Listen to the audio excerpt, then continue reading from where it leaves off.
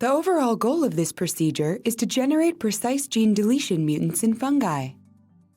This method can help answer key questions in functional genetics of fungi, such as what role a particular gene of interest plays in the ability of a fungus to cause disease. The main advantage of this technique is that it allows very rapid construction of plasmids for generating precise deletions. Though this method can provide insight into any fungus that has an effective homologous recombination system, it can also potentially be applied to other systems such as protist or mammalian cells. We first had the idea for this method when we developed the Deletion system, which is related to Oscar but is used for protoplast transformation rather than via Agrobacterium.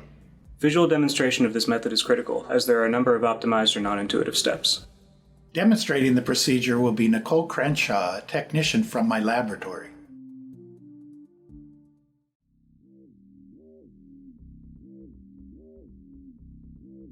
This strategy for designing primers requires the genomic region of the gene of interest that includes the open reading frame and at least 2 kilobase flanking the gene on each side in a word processing file.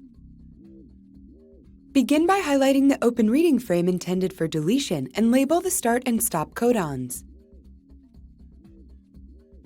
Identify and highlight the adjacent open reading frames within the downloaded sequence. Next, use a primer design tool to design PCR primers for the 5' flanks of the gene of interest's open reading frame.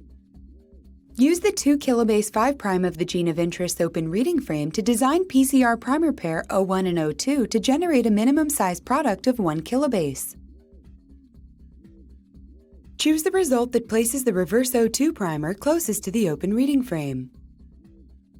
Make sure the adjacent open reading